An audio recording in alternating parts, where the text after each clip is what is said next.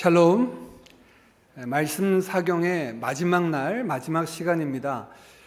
그 어느 때보다 말씀을 나누는 시간이 너무 짧았다, 이런 느낌이 듭니다. 오전에 시작한 것 같은데 벌써 마지막 날, 마지막 시간을 맞습니다. 짧았지만 말씀의 여운과 그 잔향은 우리에게 깊게 다가오는 것 같습니다. 오늘도 그 주실 은혜와 하나님의 말씀의 그 풍성함, 그 가운데 우리의 만나주신 하나님의 은혜들을 사모함으로 나아갔으면 좋겠습니다.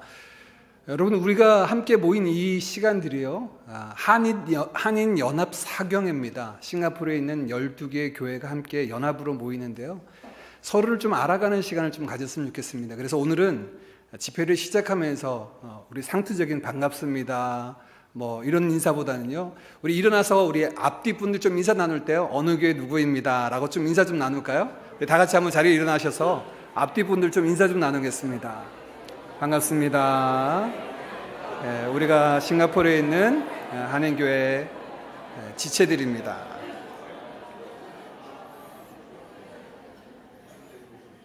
네, 우리 일어선 채로 함께 집회 시간으로 나가겠습니다. 시간이 되었습니다. 성가대 찬양에 맞추어서 묵도하심으로 셋째 날 한인연합 사경회를 시작하겠습니다.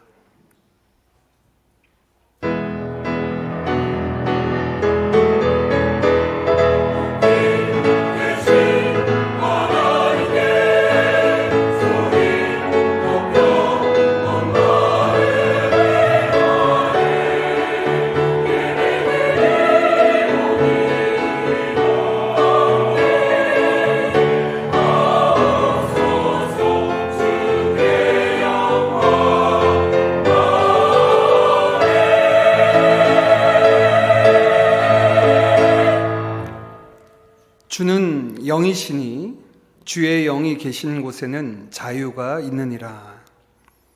살아계신 하나님 아버지, 우리의 인생에 찾아오셔서 생명길로 인도하시고 본향으로 가는 이 땅의 나그네 여정에 하나님 아버지로 인한 기쁨과 풍성함으로 채워주시니 감사합니다. 허락하신 이 사경회를 통해 저희 믿음의 여정이 더욱 힘있게 하시고 말씀이 삶으로 경험되는 은혜를 누리게 하여 주옵소서. 우리 주 예수님의 이름으로 기도하옵나이다. 아멘. 마이크 안 나오네요.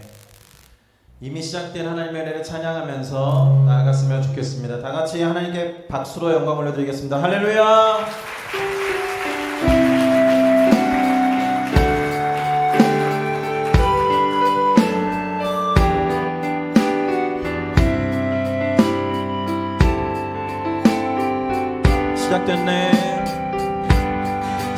시작됐네. 우리 주님의 능력이 나의 삶을 다스리고 새롭게 하네. 자유 안에 죄와 사망으로부터 나의 삶은 변하구나. 충만하네. 한 번 더 고백합니다. 시작됐네.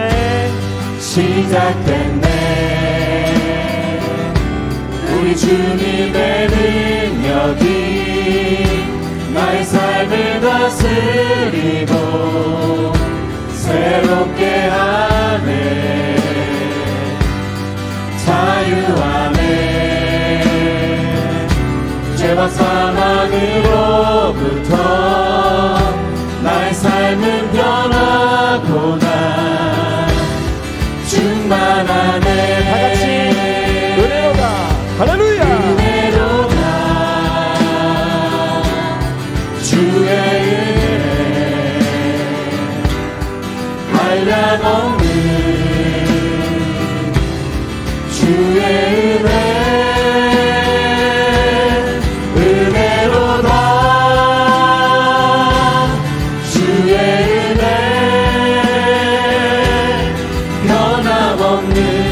신실하신 주의 은혜 시작됐네. 아멘. 우리 주님의 능력이 나의 삶을 다스리고 자유롭게 하네. 자유 안에 자유 안에 죄와 사망으로부터 나의 삶은 변하고 난 충만하네. 선포합니다. 은혜로다. 은혜로다. 주의 은혜 한량없는 주의 은혜 은혜로다. 주의 은혜 변함없는 신실하신 주의 은혜 다같이 은혜로다. 은혜로다. 주의 은혜 한량없는 주의 은혜 은혜로다. 주의 은혜 변함없는 진실하신 주의 한 번 더. 은혜로다. 아멘. 은혜로다. 주의 은혜 한량없는 주의 은혜 은혜로다. 주의 은혜 변함없는 신실하신 주의 은혜 빈들의 마른 불같이 시들은 나의 영혼 주님의 허락한 성령 간절히 기다리네. 가물어 메마른 땅에 단비를 내리시는 성령의 단비를 부어 새 생명 주옵소서.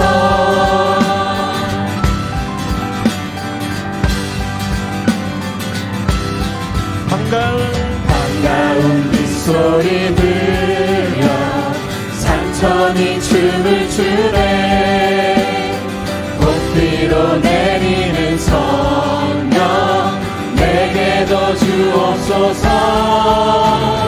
가물어 메마른 땅에 단비를 내리시는 성령의 단비를 부어 새 생명 주옵소서.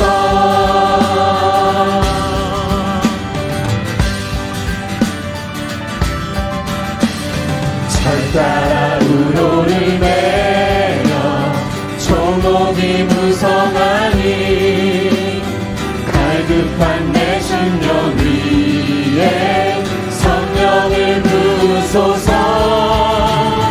가물어 메마른 땅에 단비를 내리시듯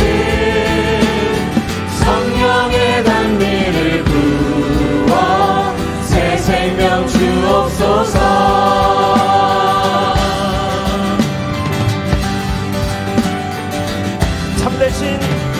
참되신 사랑의 언약 어길 수 있사오랴. 오늘의 흡족한 은혜 주실 줄 믿습니다. 가물어 메마른 땅에 단비를 내리시는 성령의 단비를 부어 새 생명 주옵소서. 가물어 메마른 땅에 단비를 내리시는 성령의 단비를 부어 새 생명 주옵소서. 가물어 메마른 땅에 단비를 내리시는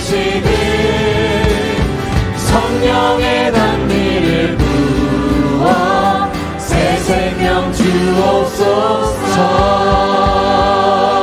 우리 주님께 감사와 영광의 박수를 드리겠습니다. 할렐루야! 할렐루야!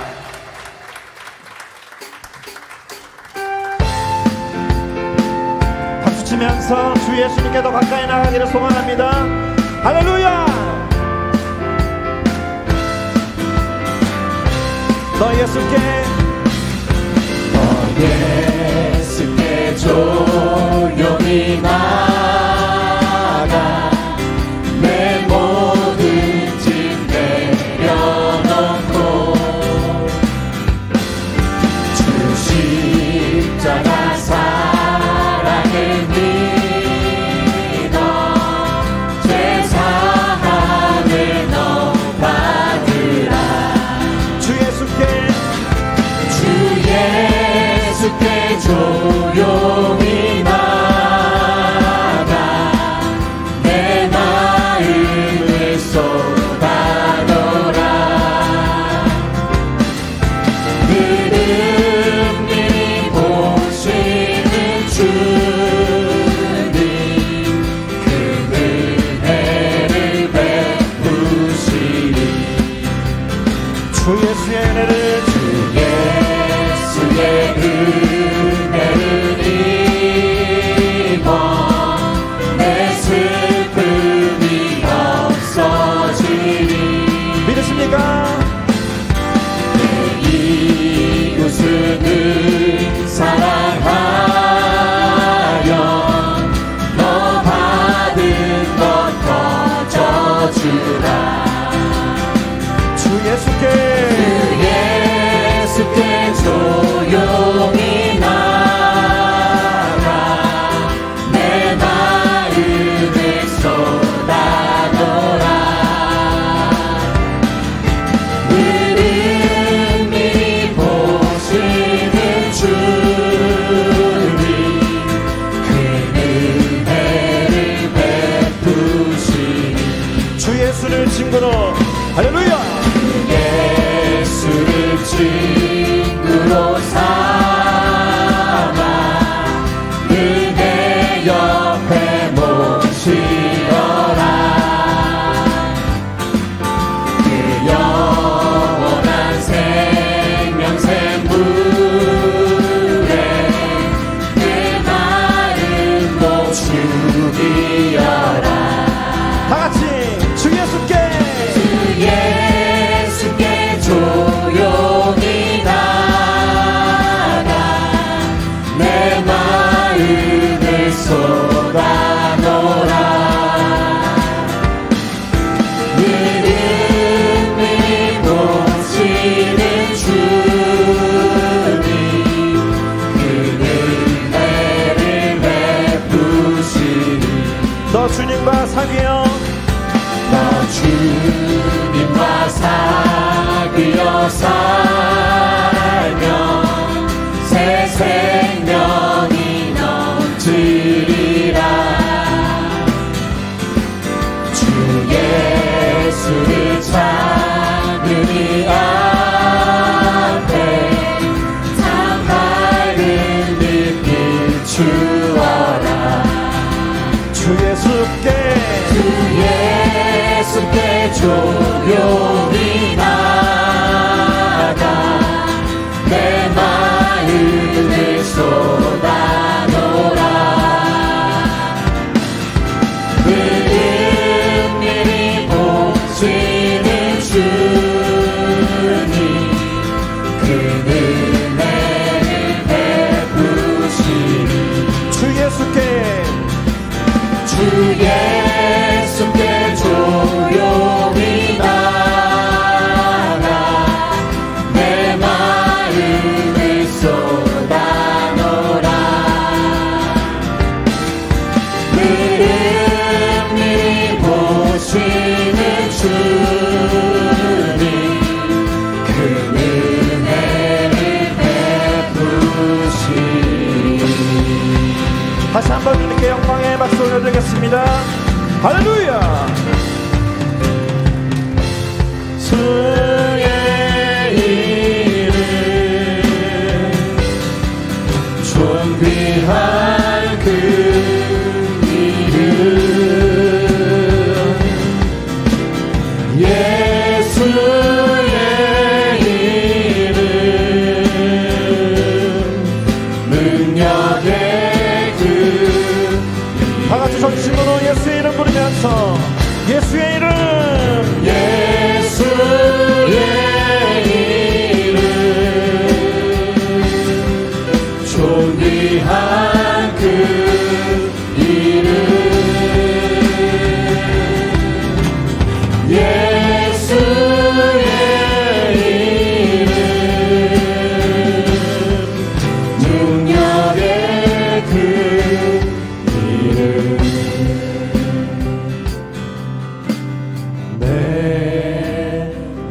안에 가장 귀한 것 예수를 알미라.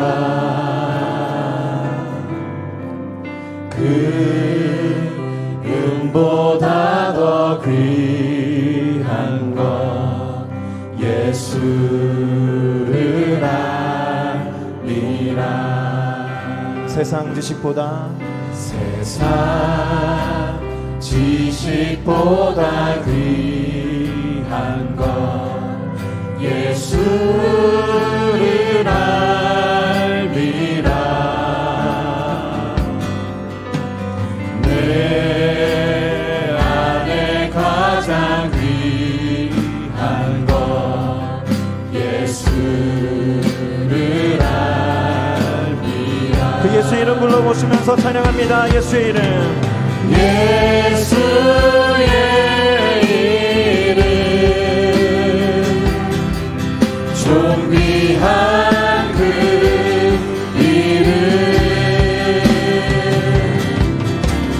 예수의 이름 능력의 그 전심으로 예수의 이름, 할렐루야. 예수의 이름 존귀한 그 이름 예수의 이름 능력의 그 마지막으로 전심을 다해서 외칩니다. 예수의 이름, 예수의 이름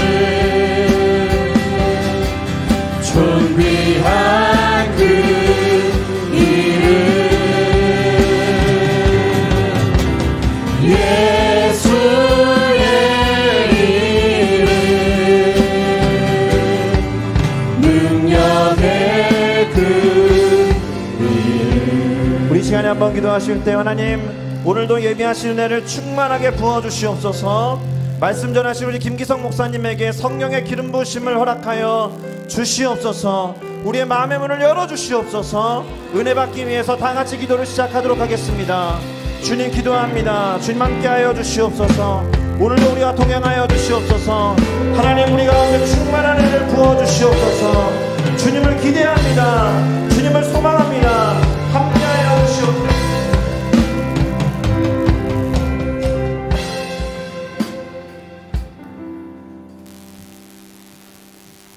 다 같이 앉으셔서 기도드리겠습니다.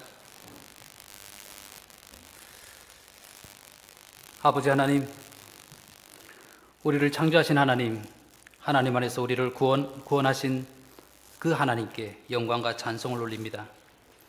우리의 매일의 삶이 하나님께서 베풀어 주시는 은혜 가운데 살아가고 있음을 고백합니다.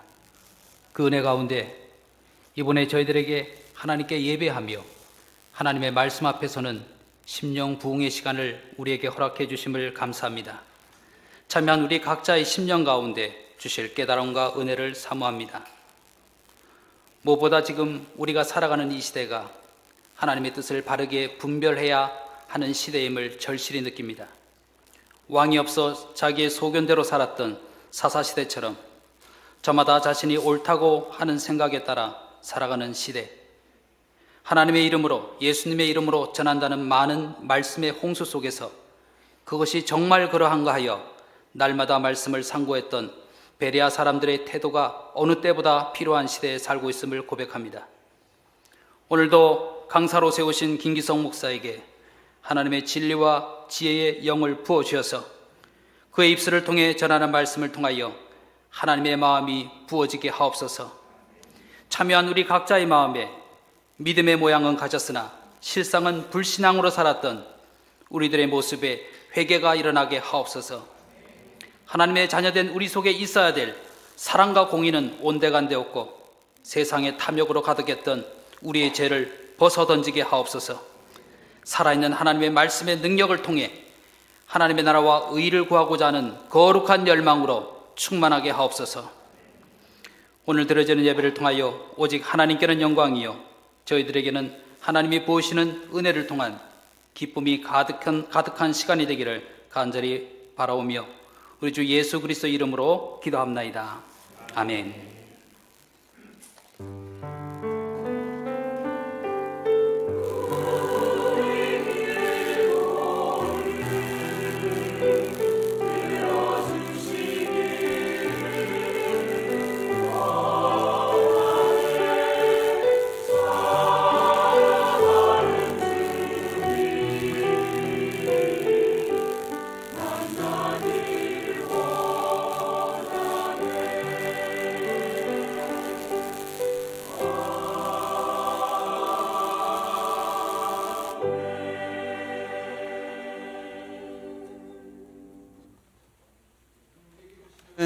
하나님의 말씀은 요한복음 20장 19절에서 23절까지 말씀입니다.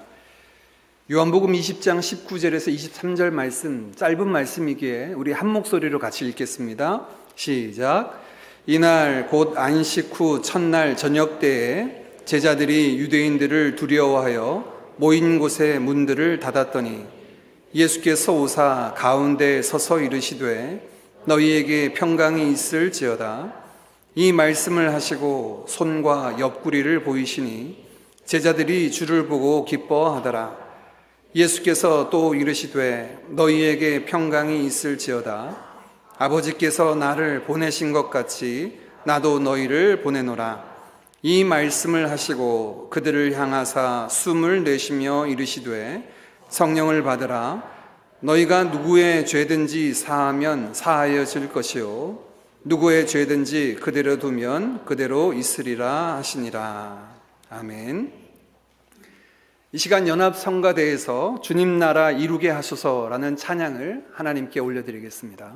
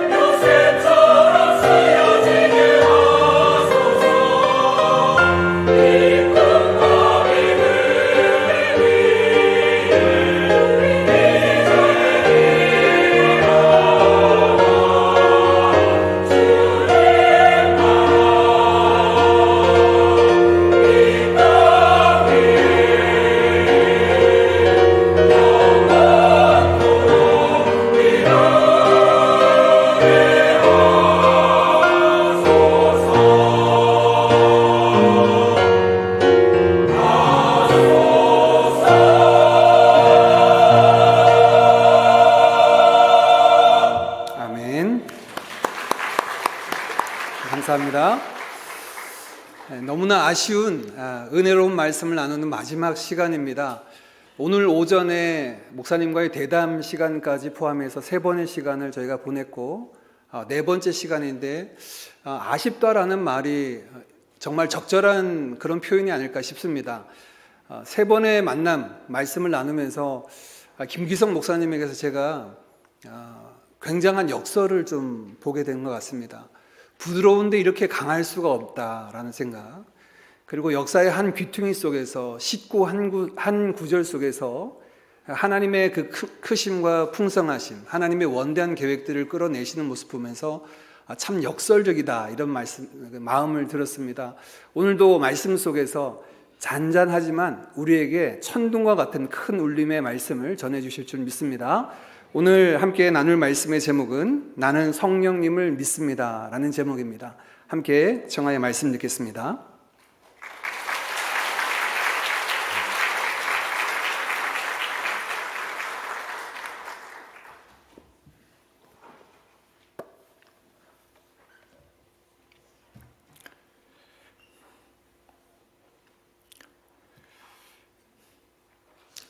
안녕하세요. 네, 감사합니다. 잘 보이세요? 거기 이렇게 앉아 계시면 제가 좀 바라보기가 좀 어렵긴 한데, 그래도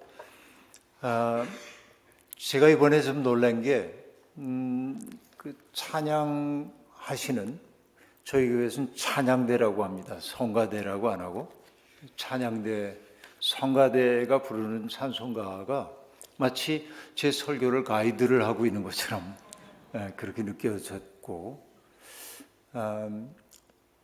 주제에 맞춰가지고 찬양곡을 선정하고 또 힘차게 노래해 주시기 때문에 제가 아주 깊은 감동을 느끼면서 사흘을 내내 보내게 되었습니다.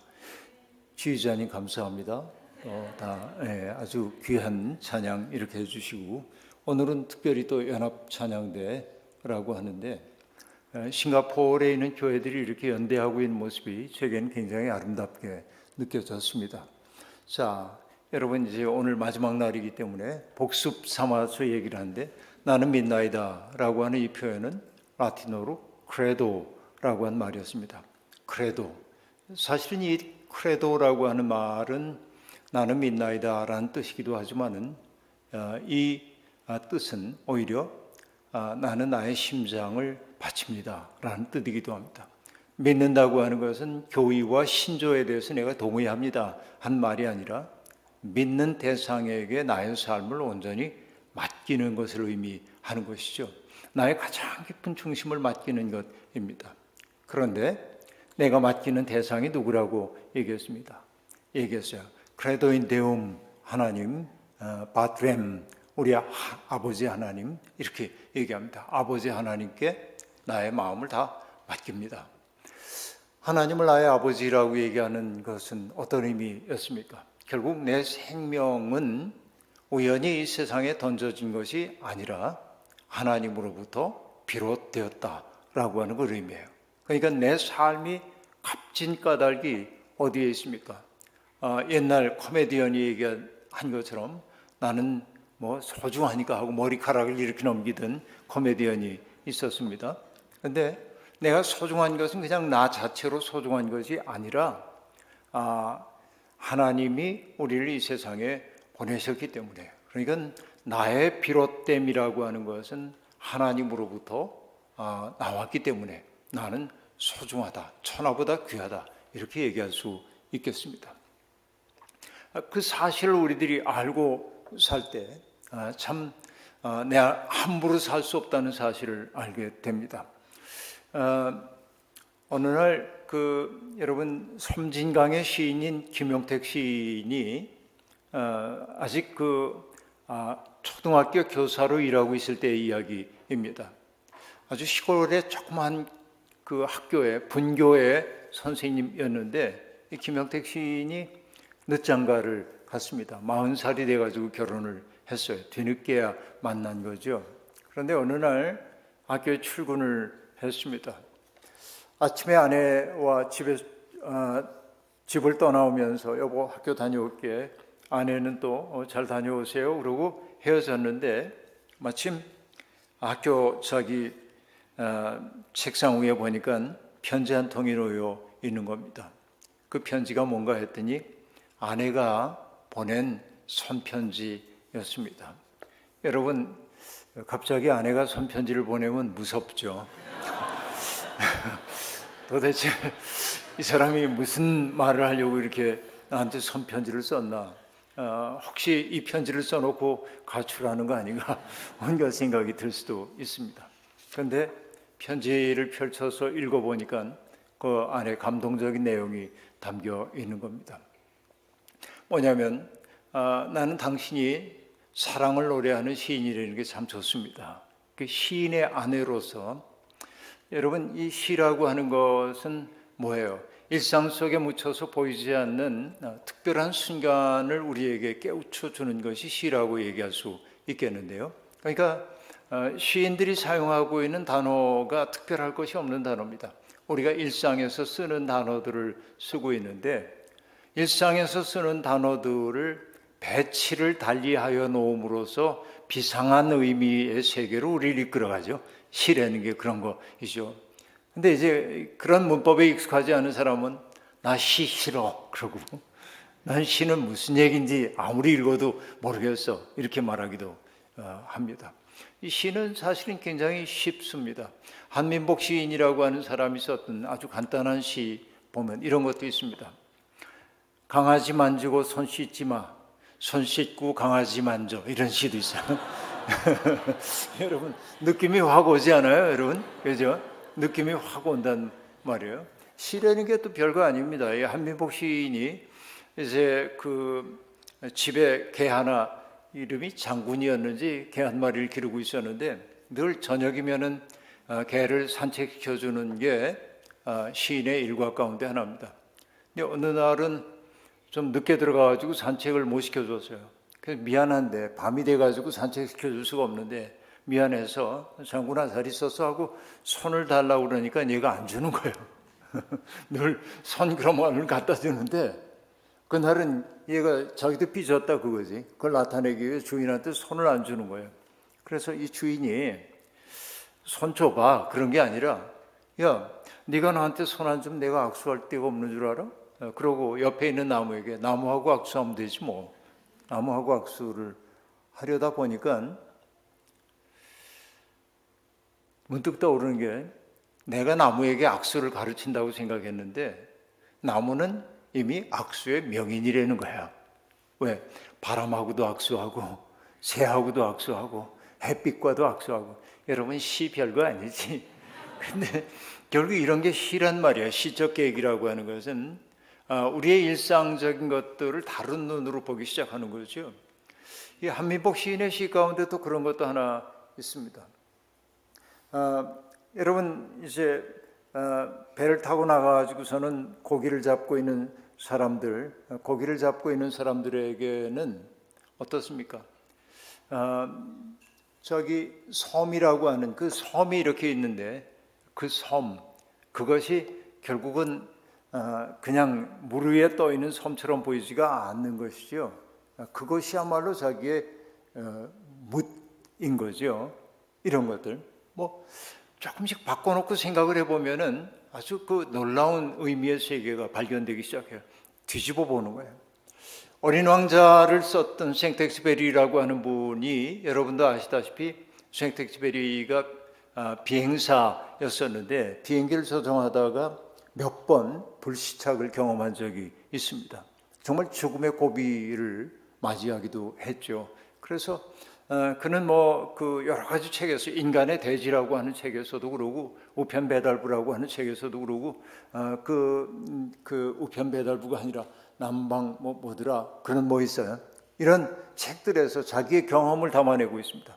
불시착해가지고 사막에 이렇게 떨어졌는데 누군가가 와서 구해주지 않으면 도저히 사막에서 살아날 수가 없는 것입니다. 근데 아무리 생각해봐도 그 막대하게 넓은 사막에서 내가 여기에 있다는 사실을 누군가가 발견할 수가 없을 것 같아요. 그래서 그가 했던 일이 뭐냐면 문득 생각이 든 게 불을 피울 수 있는 것은 인간밖에 없으니까 내가 여기에 불을 피워놓으면은 지나가는 비행기가 보고 여기에 조난자가 있다는 사실을 알겠다 해가지고 모을 수 있는 거 다 모아가지고 불을 피워보는데 그래도 안 오는 거예요. 우리를 지나가는 비행기가 없는 거예요. 그리고 이제는 물도 없잖아요. 그러니까 비행기에서 걷어낸 비행기의 잔해 가운데 천막 같은 거를 가지고 저쪽 바다 쪽에서 불어오는 바람을 향해서 펼쳐놓고 새벽이 되면 거기에 맺혀지고 있는 이슬 같은 것들이 조금 모아가지고 이 묵죽이는 이 죽음의 고비 속에 있는 겁니다. 그러다 그래도 아무도 찾아오지 않았기 때문에 조금씩이라도 인간의 마음을 향해 가야겠다고 생각하는데 포기하고 싶은 생각이 드는 거예요.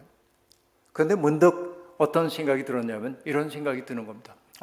나는 조난당했구나 하고 생각했는데 진짜 조난자는 내가 아니고 라디오 앞에 앉아가지고 내가 돌아오기를 학수고대하며 한 소식 듣기를 원하는 나의 가족들이 조난자구나. 그럼 내가 인간답다라고 하는 것은 뭐냐? 그 조난자들을 긍휼히 여기고 한 걸음씩 걸어야 한다는 거야. 뒤집어 놓는 거야, 생각을. 그렇죠?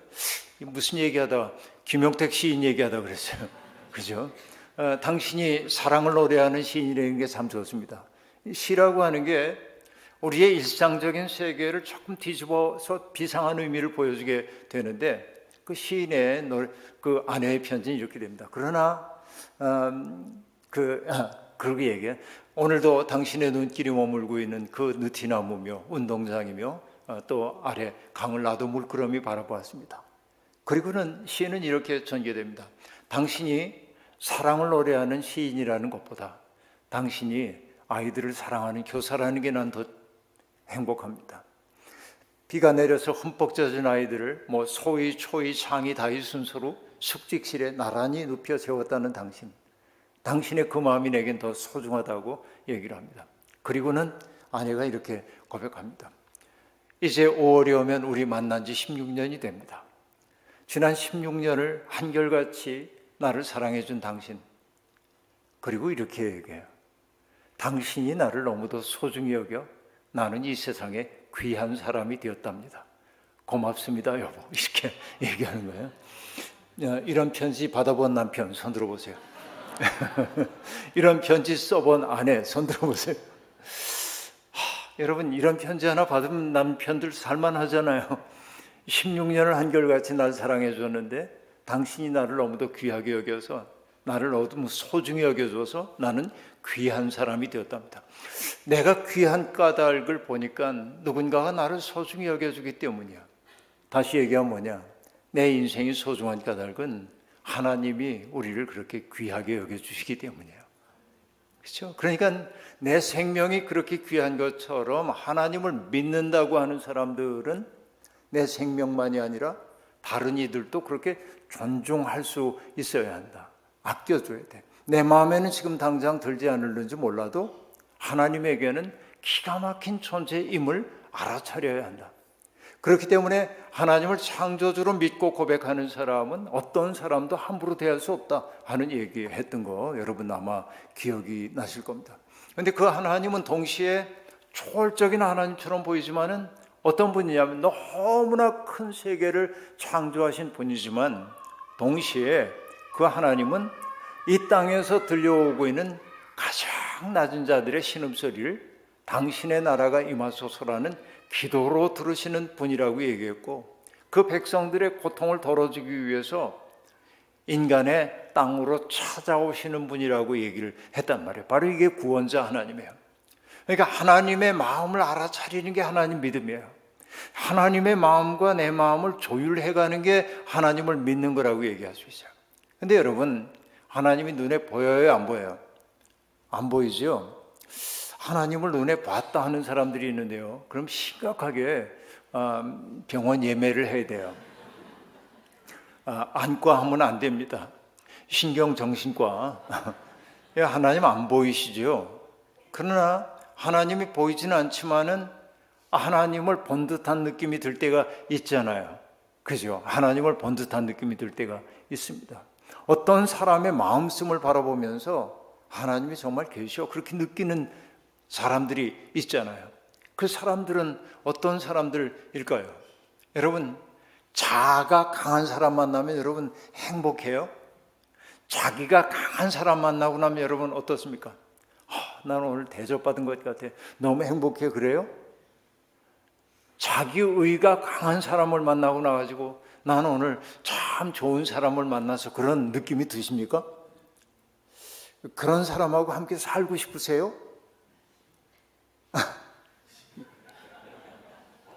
이거 참 중요한 얘기입니다. 어제 제가 예수님에 대한 얘기를 하면서 귀신 들린 사람 귀신 쫓아낸 얘기했잖아요. 귀신은 어떨 때 들어온다고 얘기했어요. 컵 가지고 얘기했던 거 기억나세요? 내가 컵을 이렇게 만지고 있을 때는 걱정 안 했대요. 왜? 이것은 둥글둥글하니까, 부드러우니까, 깨지지 않았으니까. 그러나 이게 바닥에 떨어져 깨지면 어떻게 돼? 날카로워요. 날카로운 모든 것은 모서리가 있어요. 모서리가 있는 것은 찔러요. 그렇죠? 자기도 찌르고 남도 찔러요. 그러니까 여러분, 남에게 아주 까탈스러운 사람들이 있잖아요. 남들 잘못을 지적하는 일을 행복으로 여기고 있는 사람들이 있잖아요. 그런 사람들은 뭐냐면 착하고 유난히 바른 사람이 아니라 자기 속에 상처가 많은 사람들이 그래. 그건 매우 분명해요. 그러니까 여러분, 내가 누군가 지적질하는 일을 잘하고 있으면은 내가 망가졌구나 이렇게 느끼면 돼요. 뭔가 잘못돼 있어, 내가. 근데 자기를 정말 사랑하는 사람, 자기가 얼마나 귀한 존재인지를 아는 사람은 타자들에게도 굉장히 너그럽습니다. 타자들의 조그만 차이 같은 것들을 품에 안아주기도 하는 거예요. 바로 이것이 뭐로 구현되어 나타났습니까? 예수 그리스도의 삶이었단 말이죠. 예수님 당시에 유대교의 그 경건하다고 하는 사람들이 손에 다 들고 다니는 게 하나 있다고 얘기했어요. 그 손에 들고 다니는 자가 있었어, 척도가. 그 자의 이름이 뭐였습니까? 거룩이었어요. 거룩이라는 자야. 그 자를 가지고 재는 거예요. 이러이러한 것이 거룩한 것인데 넌 거기에 못 미쳐라고 얘기합니다.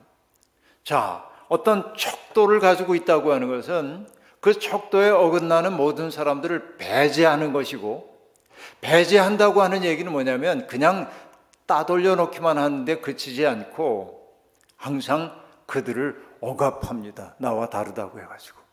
그러니까 오늘의 기독교인들이 누군가를 자꾸 갈라놓고 누군가를 배제하고 미워하고 이렇게 하는 까닭이 뭐냐면 그 사람이 정말 믿음이 좋아서가 아니라 믿음이 뭔지 아직 몰라서 그래.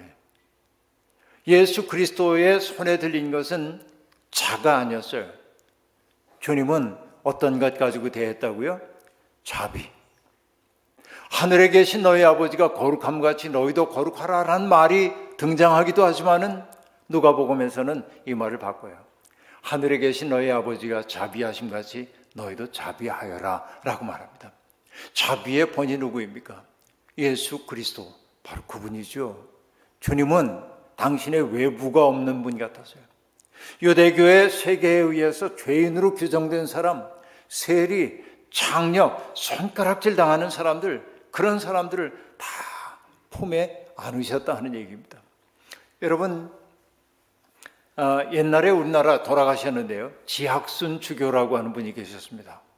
여기 연세 드신 분들은 좀 기억할는지 모르겠는데요, 머리가 하얀 백발의 주교님이었습니다. 그런데 이분이 원주 교구에 주교를 하고 있을 때인데, 원주역, 지금과 이제 다르겠죠. 지금은 KTX역이 만종 쪽으로 나와 있고, 그런데 지금 원주역이 있긴 있지만은, 원주역에서, 옛날에 그 원주역에서부터 주교관, 그러니까 이 지학순 주교가 살고 있는 주교관까지 가려고 그러면은 역 주변에 형성되어 있는 유곽이 있잖아요, 여기저기. 유곽을 통과하는 게 지름길이에요. 그러니까 점잖은 체면에 거기를 통과할 수가 없어서 이분은 늘 우회도로를 따라서 먼 길을 걸어서 주교관에 당도하고 그랬습니다. 근데 그날은 몸도 피곤하고 그랬는지 집에 빨리 가고 싶은 거예요. 그래서 주교님이 기차에서 내려서 유곽을 통과해서 가는데 거리에 나와 있었던 여인들이 저분이 누군지 다 알아. 머리도 하얀 할아버지고. 근데 심심했던지 그날 할아버지한테 장난을 건 거예요. 어떻게 했냐면 팔을 이렇게 팔짱을 끼면서 할아버지 놀다 가세요. 그래서 여러분 만약에 나 같았으면 어땠을까 생각을 해보는 거예요. 내가 목사인데 그래도 조금은 얼굴이 알려진 목사인데 내가 가는데 유곽을 내가 통과해 간다? 근데 어느 누이가 와서 팔짱을 딱 낀다? 그러면 남볼세라 무서워가지고 이러지 마세요. 그리고 뒷걸음질 쳐서 물러났을 것 같은데 그 누이가 이 할아버지한테 할아버지 놀다 가세요. 그러니까 이 지주교가 뭐라고 얘기했냐면 놀 틈 없다 그랬어요. 그러자 대거리를 받아주니까 재밌으니까 그 여인이 이렇게 얘기했습니다. 틈 없으면 짬이라도 내세요. 짬도 없다. 짬 없으면 세라도 내세요. 세도 없다. 그리고 지주교는 지갑을 꺼내가지고 돈을 꺼내 그 누이의 손에 쥐어주면서 뭐라고 얘기했냐면 옛다 사탕이나 사 먹어라. 그러고 갔어요. 그 이야기 지학순주교 이게 싫어합니다. 이 이야기를 듣고 여러분도 알만한 시인인 김지하 시인이 시로 썼어요. 그 내용 그대로 쓴 거예요. 그 얘기를 지금 제가 인용한 겁니다. 근데 가만히 생각을 이제 해보는 겁니다. 그날 그 지학순 조교와의 만남을 통해서 이 여인은 어떤 변화가 있었을까 삶에? 내가 이렇게 살면 안 되지 하고 그 생활을 청산했을까? 아니면 아무런 변화도 없었을까? 아마 당장 변화가 없었을 가능성은 있었을 거예요. 그러나 그날 그 여인의 마음속에는 씨앗 하나가 심어졌다. 씨앗 하나가. 그건 뭡니까? 대부분의 남성들이 그 유곽을 찾아오던 남성들이 자기를 바라보던 눈빛을 이 누이는 기억하고 있었을 겁니다. 욕망의 눈빛 혹은 경멸하는 듯한 눈빛을 보였겠죠. 그러나 단 한 사람 그분만큼은 마치 손녀를 대하듯 흉엄을 없이 아무런 도덕적 판단도 없이 그냥 있는 그대로의 모습으로 그를 수용해 주었고 그리고 그에게 옛다 사탕이나 사 먹어라 하고 돈까지 내주었어. 그 기억이 이 여인으로 하여금 어느 순간 삶의 변곡점에서 더 나은 삶을 향해 나가도록 길잡이를 해줬을 거다 생각해요, 저는. 그러니까 여러분, 자, 넌 그렇게 살면 안 돼. 너 그렇게 도덕적으로 되겠어? 인간이 그런 게 아니야. 뭐 야단을 쳤다고 한다면 마음이 더 꽁꽁 싸매져 있었을지 모릅니다. 근데 그냥 턱 자기를 있는 그대로 수용해 주었어요.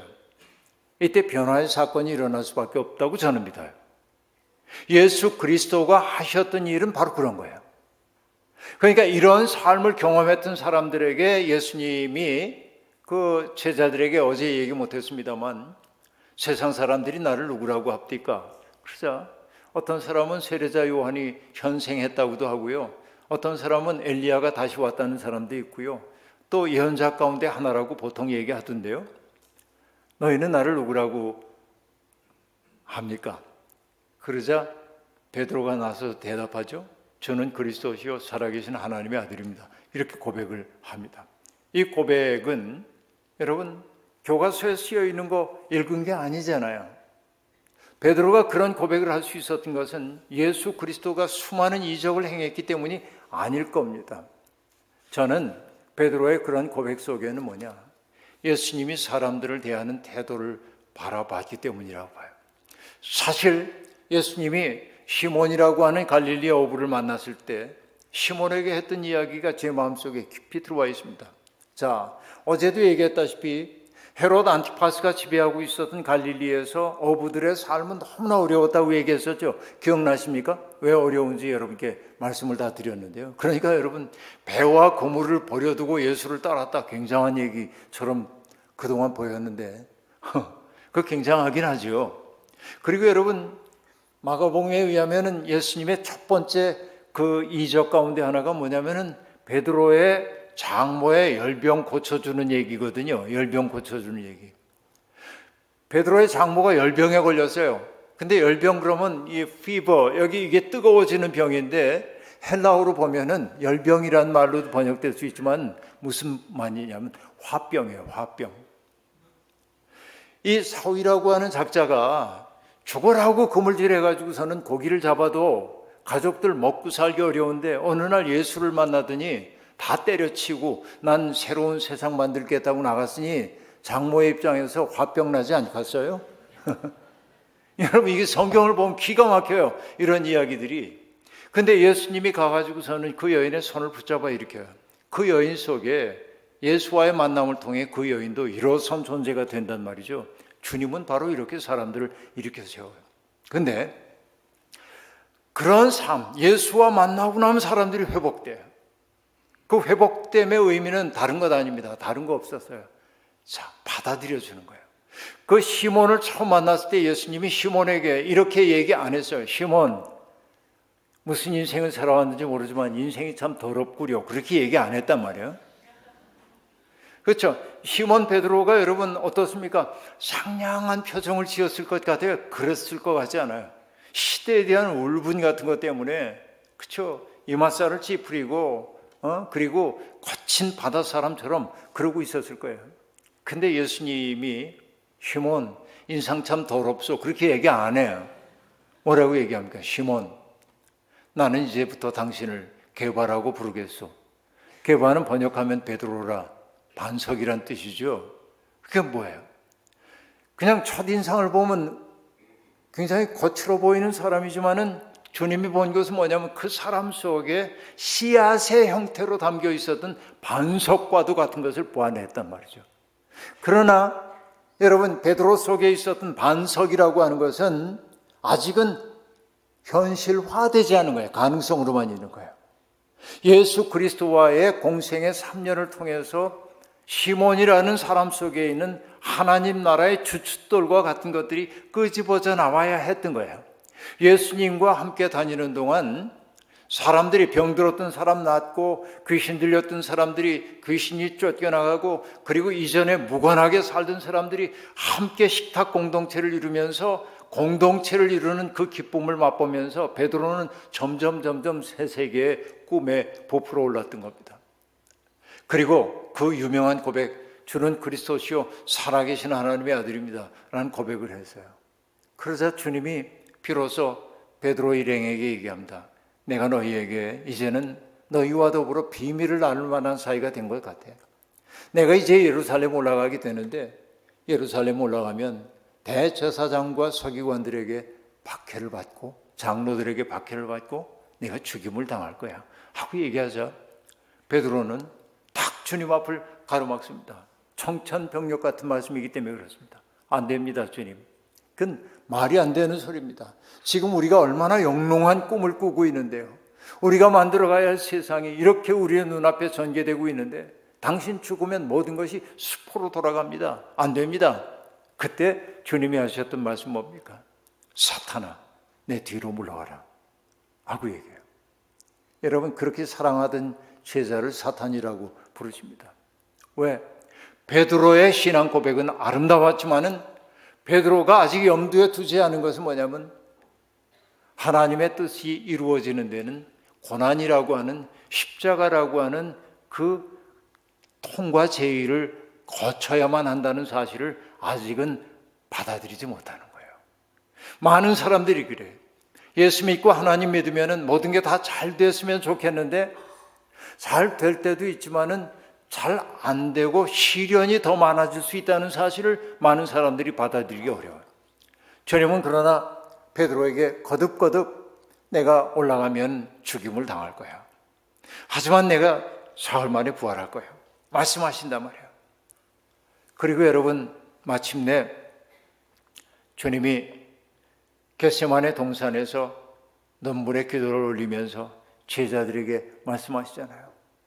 오늘 달개 울음소리가 들려오기 전에 내가 3번 나를 모른다고 닭의 울음소리가 들려오기 전에 내가 3번 나를 모른다고 부인할 것이다 라고 얘기합니다. 그때 베드로가 뭐라고 얘기하죠? 주님 절대로 저는 그렇게 안 할 겁니다. 주님과 더불어 내가 죽는 자리에 간다 할지라도 저는 주님을 부정하지 않겠습니다. 끝끝내 함께 하겠습니다. 여러분, 베드로의 그 이야기에 진정성이 있어요, 없어요? 베드로가 지금 거짓말하고 있는 거예요? 아니면 진짜로 그럴 수 있다고 생각했던 거예요? 베드로는 진정해요. 베드로는 예수 그리스도와 더불어서 죽음의 자리 가야 한다면 가겠다고 하는 의지를 가지고 있어요. 그러나 베드로가 몰랐던 거 하나 있어요. 그게 뭡니까? 자기가 한낱 인간에 지나지 않는다는 거. 자기가 자기의 큰 소리를 지킬 만한 내적 힘이 없다고 하는 사실을 베드로는 알지 못했던 겁니다. 베드로가 일부러 거짓말하려고 했던 것은 아닙니다. 베드로도 그럴 수 있다고 생각했어요. 주님과 함께 죽을 수 있다고. 그러나 결과적으로 우리가 알다시피 3번씩이나 주님을 모른다고 부인을 하고 말았습니다. 그리고 여러분, 베드로의 베드로됨은 어디에 있냐면 달개 울음소리가 들려오자 바깥 어두운 데 나가가지고 통곡합니다. 이게 나구나. 겨우 이게 나였어. 응? 내가 장담했던 것이 얼마나 어이없는 일이었는가. 깨져버리고 말았어요. 그런데 여러분, 나중에 부활하신 주님 십자가 처형당하시고 다 흩어졌는데 부활하신 주님이 디베랴 바다로 물러간 제자들을 찾아오시잖아요. 요한복음 21장 보면 그렇잖아요. 그런데 밤새도록 그물을 던졌는데 물고기 한 마리 잡지 못해요. 그런데 새벽녘에 동트는 저편에서 한 사람이 그들에게 말을 건네옵니다. 뭘 좀 잡았습니까? 아니요, 한 마리도 잡지 못했습니다. 그래요? 그러면은 배 오른쪽에 그물을 한번 던져보시죠. 그래서 배 오른쪽에 그물을 던졌더니 물고기가 많이 잡힙니다. 그들이 끄집어 올리기 어려울 정도예요. 근데 그 고기잡이의 이적을 경험하면서 눈치 빠른 예수님의 사랑받는 제자가 얘기합니다. 저분은 주님이시다. 우리에게 말 건네오신 분은 주님이셔.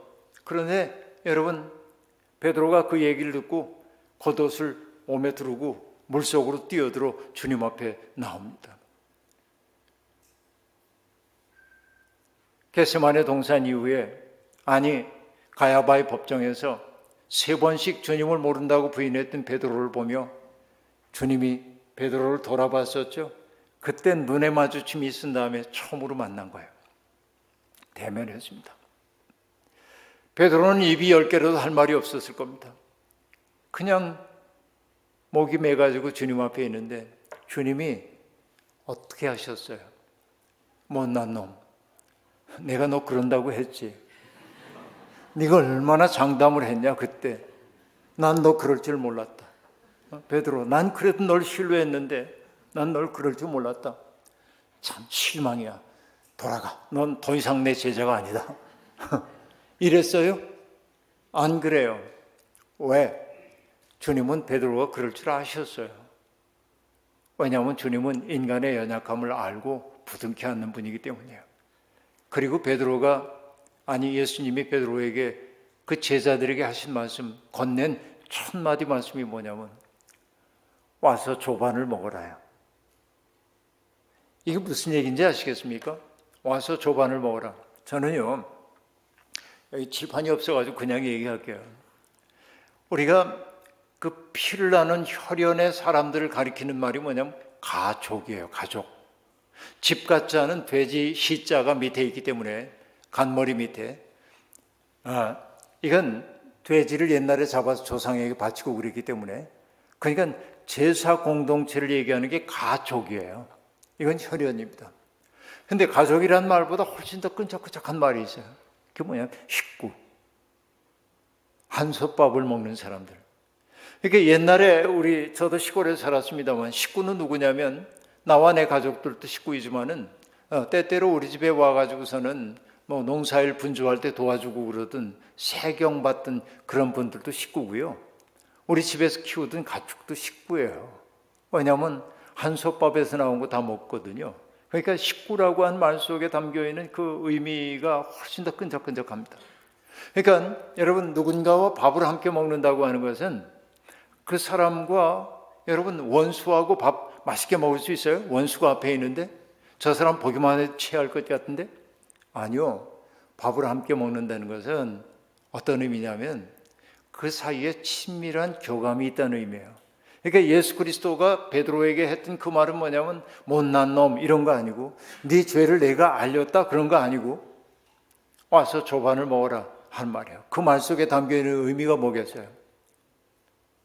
너는 지금 자책감으로 내 앞에서 부끄러워하고 있다만 너는 내 식구가 아닌 적이 없어. 그 얘기야.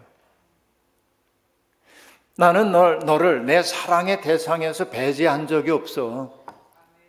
너는 내 식구가 아닌 적이 없어. 너는 약할 뿐이야. 나는 그 약함까지 부둥켜 안기 위해 이 세상에 왔어. 히브리서도 얘기합니다.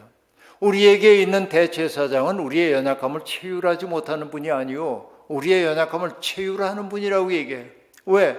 그도 육신에 있을 때 많은 시험을 당했기 때문에 시험을 당한 사람들을 도우실 수 있느니라 라고 얘기합니다. 이게 그리스도지요. 그러니까 예수님은 실망 안 해요. 베드로에 대해서. 그 가없는 사랑을 받았기 때문에 주님이 베드로를 따로 세워가지고 내가 나를 믿느냐가 아니라 내가 나를 사랑하느냐라고 말할 때 베드로가 네, 제가 주님을 사랑하는지 주께서 아십니다.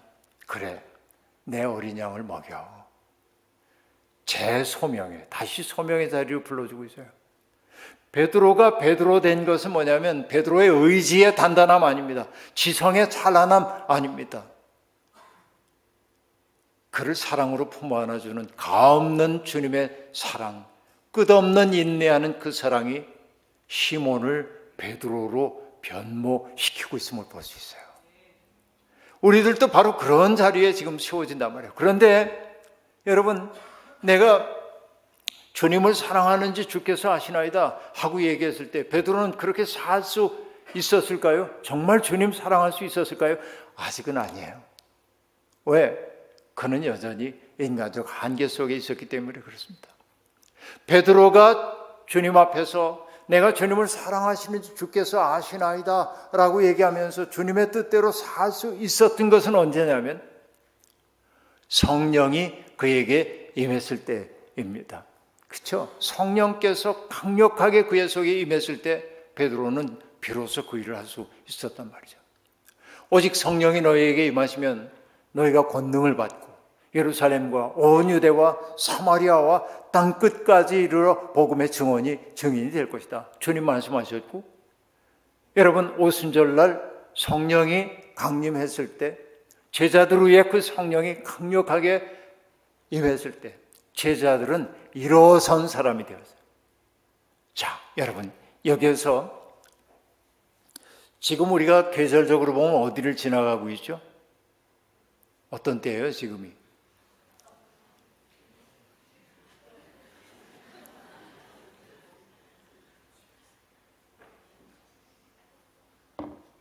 지금을 가리켜 뭐라고도 하냐면 포도순절이라고 하는데 한국으로 얘기하면 24저루 가운데 하나를 이제 일컫는 말 가운데 하나가 포도순절이라고 하는 말인데 포도가 익는, 무르익는 때라는 뜻이기도 한데 여러분 포도를 가지고 설명하겠습니다. 자, 포도를 가지고 설명합니다.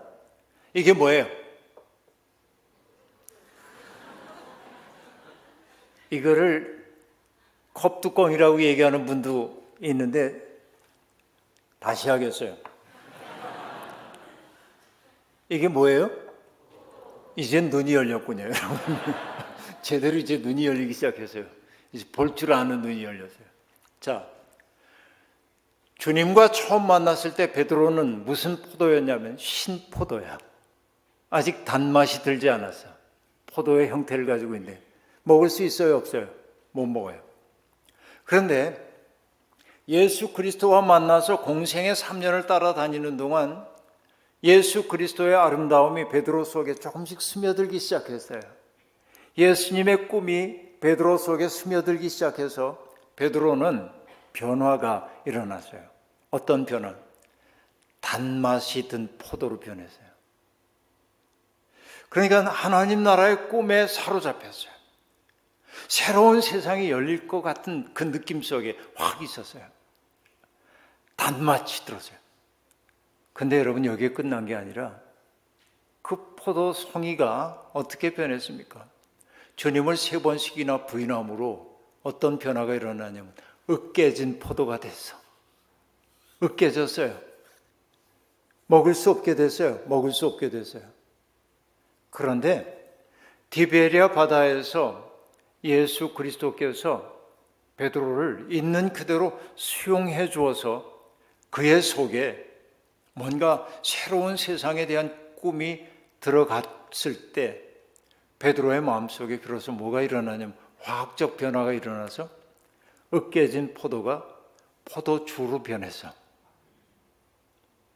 그런데 이 포도주로 변했는데 오순절 마가의 다락방에 내렸던 성령의 그 뜨거움을 경험한 다음에 베드로 일행은 일어선 존재가 되었고 하나님 나라의 꿈을 위해서 세상 앞에 나가가지고 담대하게 예수 그리스도를 전하기 시작했어요.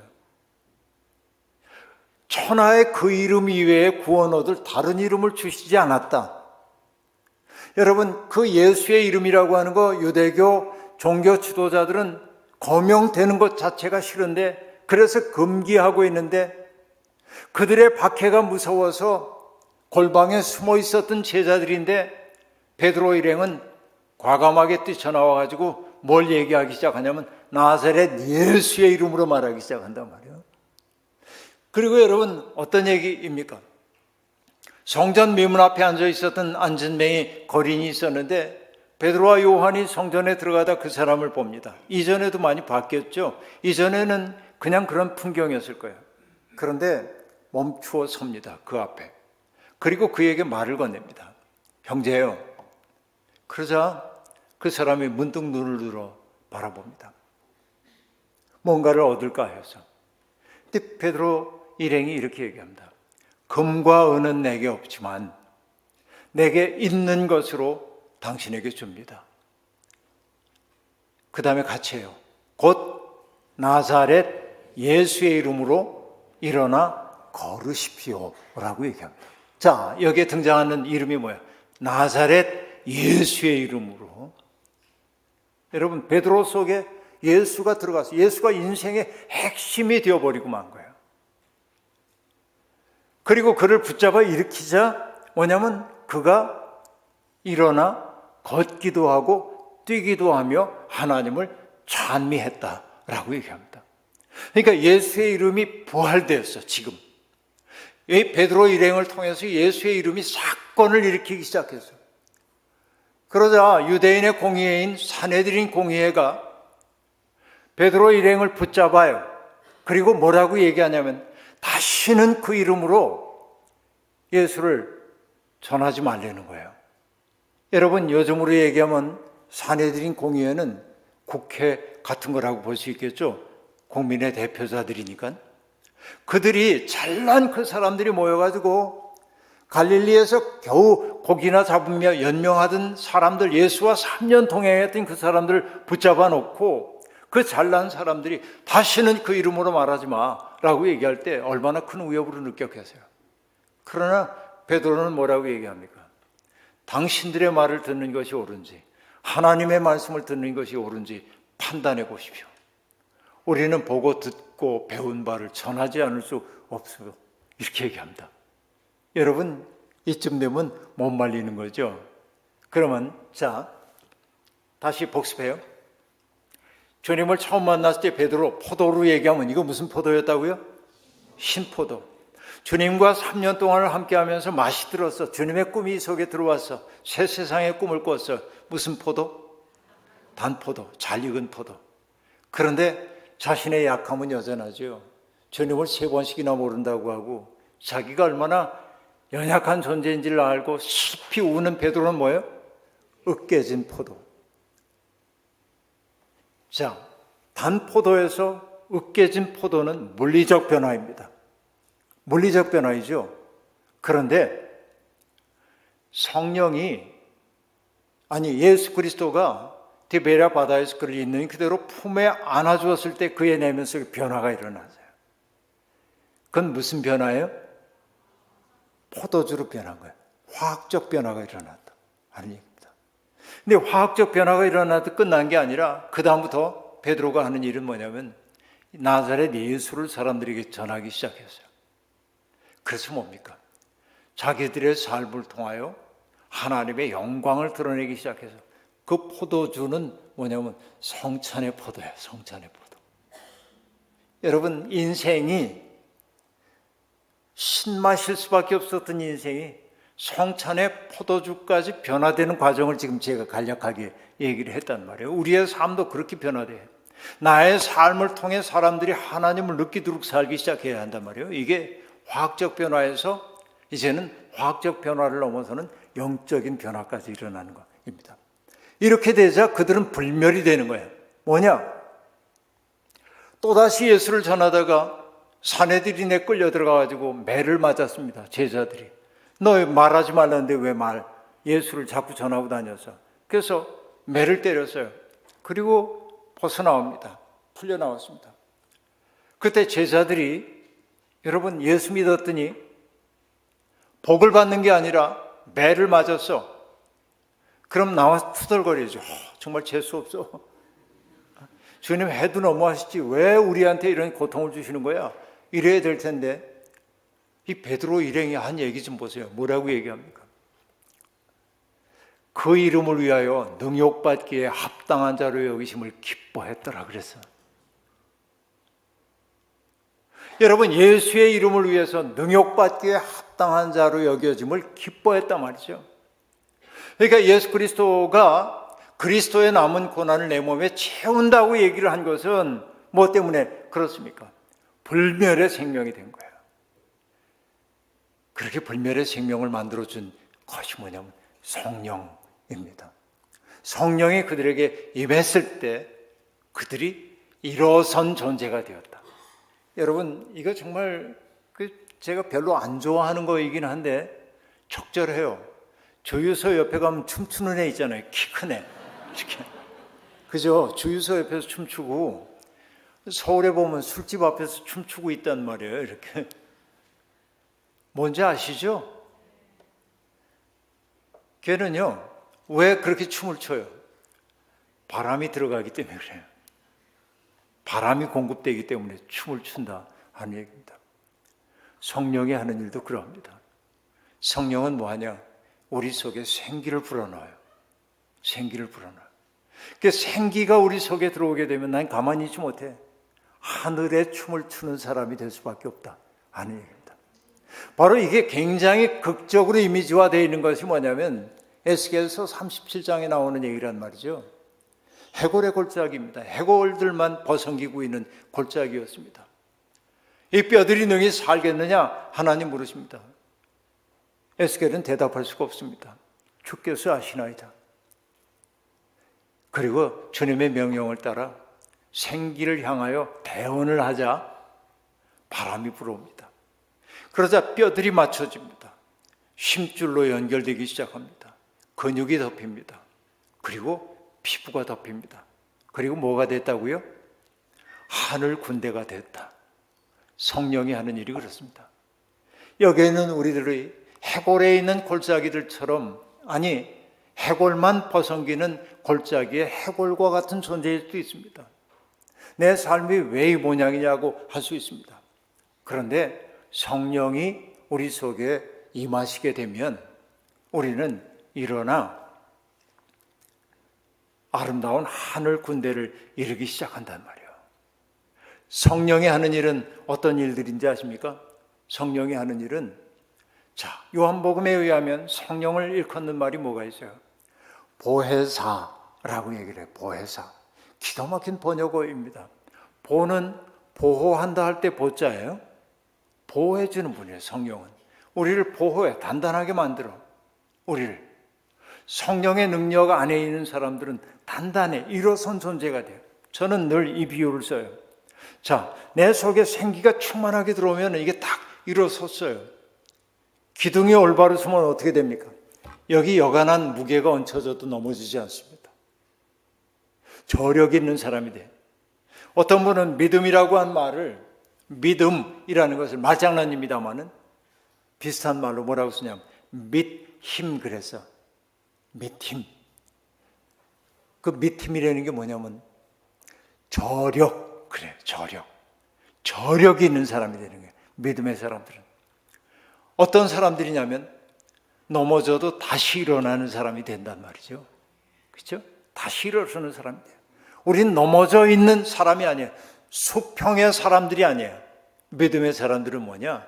과거에는 수평의 사람이었지만 하나님의 생기가 들어오면은 수직의 사람이 되는 거예요. 일어선 사람이 되는 거예요. 그렇죠?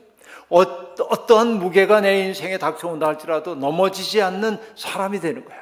그럴 수 있는 것은 뭡니까? 내 힘이 아니라 나를 내적으로 보호해 주시는 성령이 있기 때문에. 그렇죠? 성령께서 내게 방패가 되어 주시기 때문에. 해라고 하는 것은 은혜죠. 우리 속에 하나님을 느끼게 만들어요. 성령이 하는 일은. 하나님이 정령 존재하고 있고 하나님이 나와 함께하고 있다는 사실을 느끼게 만들어요. 여러분, 오래전입니다마는 제가 독일에 갔을 때 독일의 뮌헨에 있는 여러 예배당들을 보는데 다리가 많이 아프고 그랬어요. 그래서 그냥 아무 이름도 없는 예배당에 들어가서 앞에 앉아가지고 의자에 앉아서 30분 동안 조용히 기도를 하고 있었어요. 여러분, 이 조용히 드리는 이 기도가 낮잠 30분 자는 것보다 훨씬 피로도 회복시켜줘요. 왜냐하면 하나님이 나의 그 복잡한 내면을 치유해 주시기 때문에 하나님과 대면하여 오랫동안 앉아있다 보면 몸과 마음이 평안해지는 걸 느껴요. 힘이 생겨요. 이게 진짜 힘이에요. 기도의 힘은 그런 데 있는 거예요. 30분 정도 앉아있었더니 완전 회복됐어요. 그래서 이렇게 이제 예배당 돌아 나와서 바깥으로 나오는데 문득 그 게시판에 이런 어떤 그 얼굴이 딱 보였는데 나가다 보니까 아는 얼굴이에요. 그래서 다시 돌아왔어요. 그래서 이렇게 보니까 내가 아는 분이었어요. 임마누엘 칸트. 철학자 임마누엘 칸트예요. 제가 칸트 초상을 봤잖아요. 그러니까 낯익어서 아는 분 같았어요. 그래서 칸트가 여기 다 있네. 그러고 이렇게 봤어요. 그러자 독일 말이지만 이렇게 적혀 있었습니다. 나는 인생을 사는 동안 수없이 많은 좋은 사람들을 만났고 수없이 많은 책을 읽었다. 그러나 이 네 마디의 말처럼 나를 든든하게 해준 말은 없었다. 그리고 독일 말로 그 네 마디의 말이 나옵니다. 간단한 단어인데요. Du bist bei mir 그래요. 이건 뭐냐면 du는 당신이고요. best는 is이고요. 그 다음에 mir 나에게 Du bist bei mir 내 옆에 계십니다. 자, Du bist bei mir는 어디에서 나온 얘기냐면 시편 23편에 나온 얘기입니다. 주께서 나와 함께 하심이라. 주께서 나와 함께 하신다.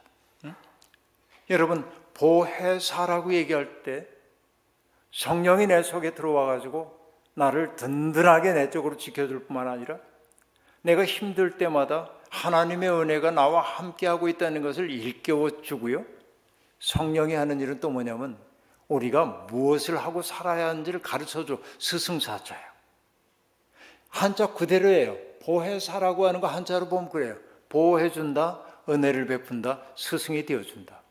그래서 성령은 어떤 일을 하냐면 이런 일을 하는 거예요. 내 인생이 꼬여가지고 잘 안 풀려요. 어찌할 바를 모르겠어. 그런데 성령이 하는 일은 문득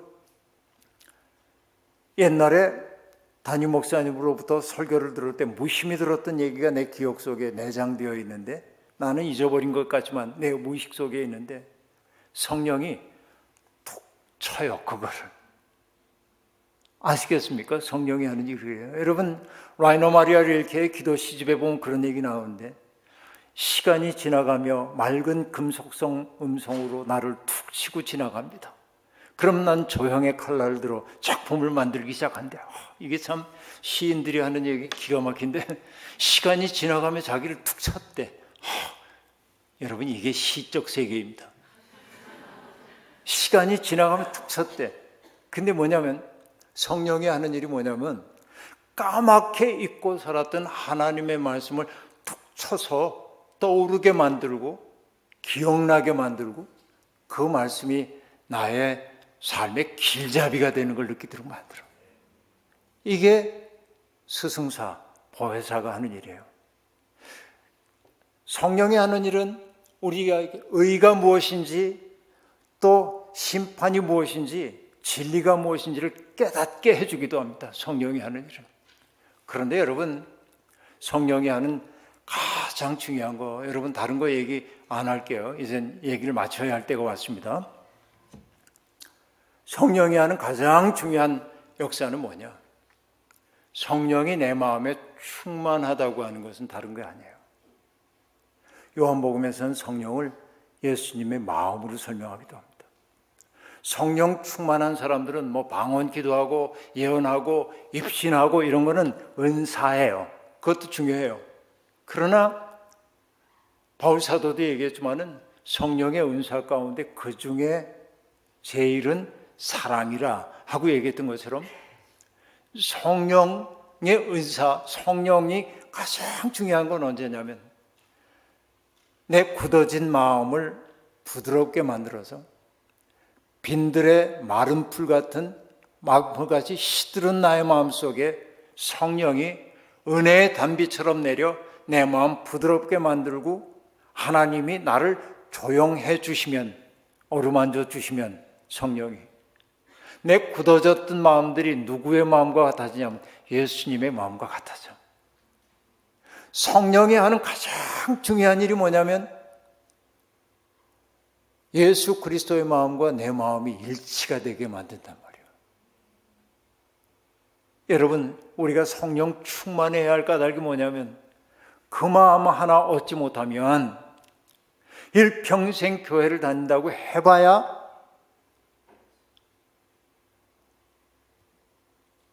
성전의 마당만 밟을 뿐이니라. 말라기에는 그런 얘기 나오잖아요.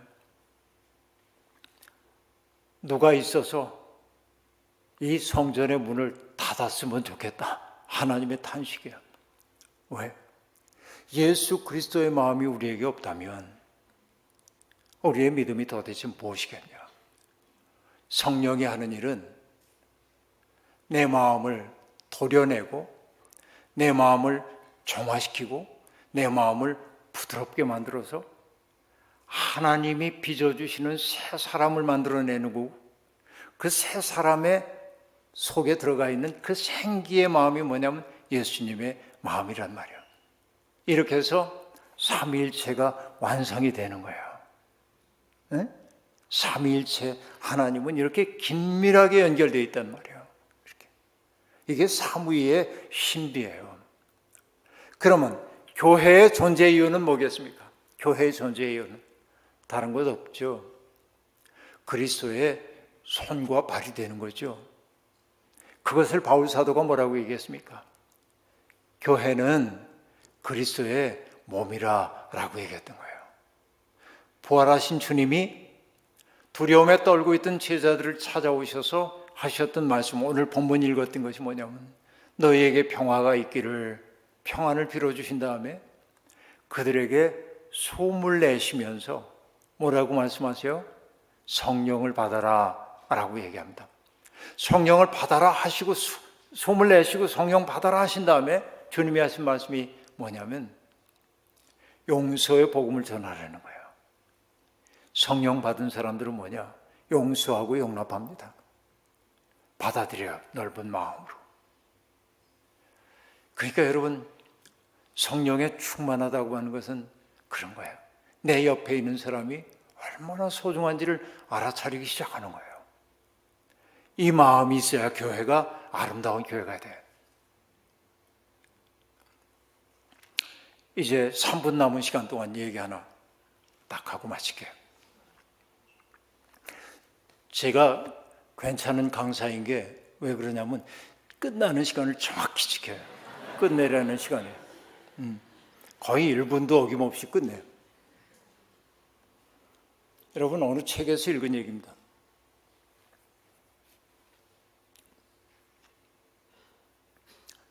맹그로브라고 하는 나무 아시죠? 맹그로브는 바닷물과 민물이 교차하는 지점에 뿌리를 내리고 살잖아요. 나무는 그런데 나무는 염분이 들어가면 죽잖아요. 그래서 맹그로브 나무는 염분이 자기의 뿌리를 통해 들어오지 않도록 두 가지의 전략을 만들었답니다. 그 첫 번째는 뭐냐면은 뿌리의 구조를 중충화해가지고 염분이 몸을 타고 들어오지 못하도록 촘촘한 조직을 만들어 놨답니다. 이게 첫 번째 전략입니다. 그런데 수비가 있다고 꼴 안 먹는 거 아닌 것처럼 염분도 체면이 있지 다 막히면 안 되잖아요. 그래서 그 방어막을 뚫고 올라오는 애들이 있어. 그러면 이 맹그로브 나무는 두 번째 전략을 구사해. 그게 뭐냐? 체내로 들어온, 물관부로 들어온 그 염분이 마구 돌아다니도록 하지 않고 특정한 잎을 하나 지정해가지고 그 잎으로 보내요, 염분을. 그럼 그 잎은 염분을 듬뿍 머금으면 어떻게 되냐면 오렌지 빛깔로 변하고 그리고 마침내 때가 되면 툭 떨어져요.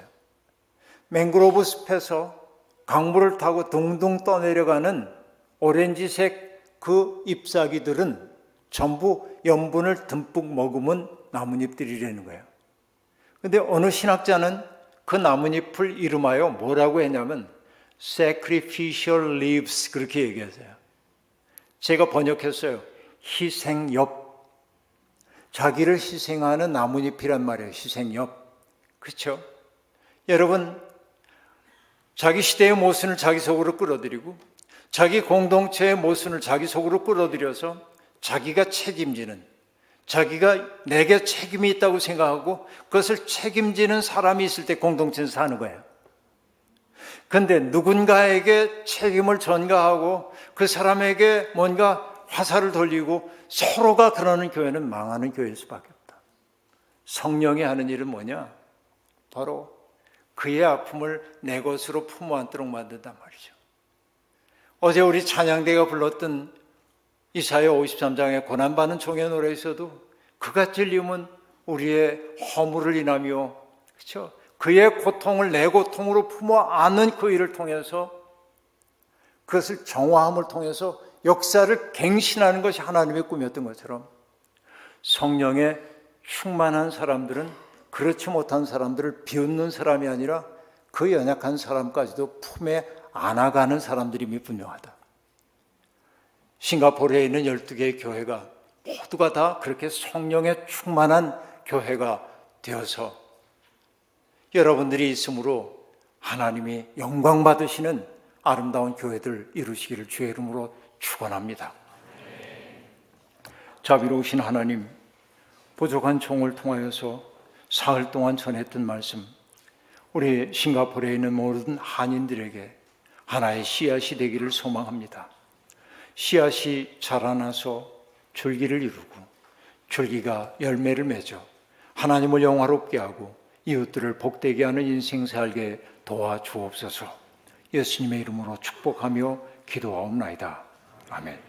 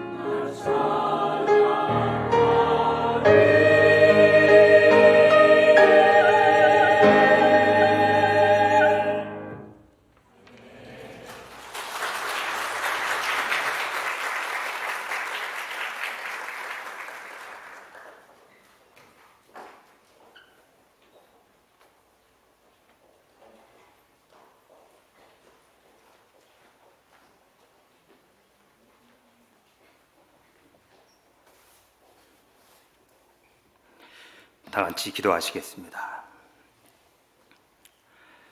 사랑하는 하나님, 원치 않았던 코비드 사태로 인해서 움츠러들었던 3년여의 시간을 뒤로하고 우리의 신앙의 어깨를 다시 펼쳐 우리 싱가포르의 한인 크리스찬들이 지난 3일 동안 성회로 모일 수 있는 은혜를 허락해 주심에 감사와 영광을 올려드립니다.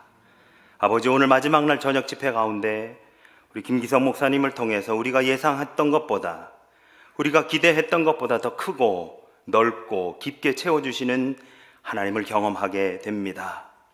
이러한 하나님 앞에 성회로 나올 수 있음에 감사드리며 주여, 이 시간 부족하나마 작은 정성을 모두어 하나님을 향한 감사의 마음을 물질로 표현하여 올려드립니다.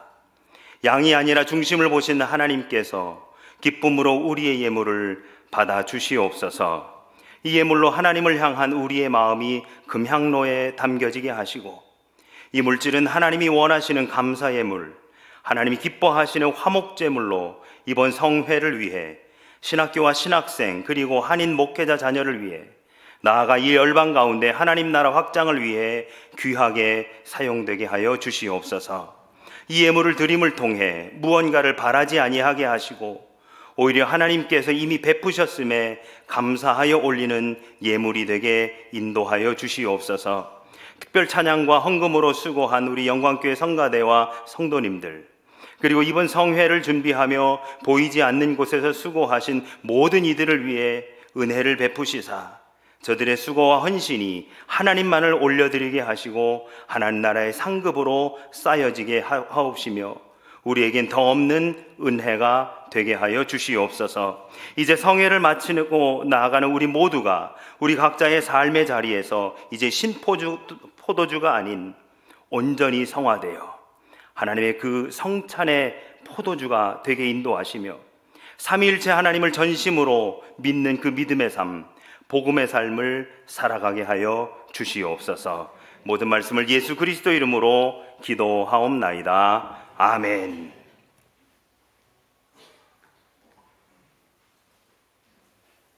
감사합니다. 성회 마지막 날입니다. 광고 내용은 여러분에게 나누어드린 순서지 뒷면을 참고해 주시고요. 지난 3일 동안 성회를 위해서 준비하고 섬겨주신 우리 손길들 함께 감사하는 시간들 좀 가졌으면 좋겠습니다. 먼저 장소로 섬겨주신 우리 싱가포르 한인교회, 장소뿐만이 아닙니다. 이 장소를 섬길 뿐 아니라 주차 봉사로, 안내로, 또 방송으로, 이모저모양으로 우리 싱가포르 한인교회가 귀하게 섬겨주셔서 감사합니다. 3일 동안 또 성가대로, 찬양팀으로, 봉헌으로, 이 모양 저 모양으로 섬겨주신 우리 12개 한인교회 모든 성도님들과 우리 목회자분들, 우리 같이 서로 감사의 박수로 같이 격려할까요? 감사합니다. 수고하셨습니다. 감사합니다. 또 감사할 분이 계시죠? 3일 동안 또 귀한 말씀 전해주신 우리 김기성 목사님인데요. 한국에서 싱가포르까지 6시간의 비행시간이 사실 짧은 시간은 아닙니다. 오고 가는 그 수고 마다하지 않으시고 또 오셔서 귀한 말씀 전해주시는데 시간 정말 그 전해주시려는 마음, 그 한 자락 한 자락 속에서 우리 목사님의 그 귀한 마음을 함께 느낄 수 있었습니다. 우리 목사님뿐만 아니라 함께 사모님도 동행해 주셔서 오셔서 귀한 시간 가져주시는데 우리 목사님 사모님 잠시 자리에 좀 일어나 주시면 저희 같이 좀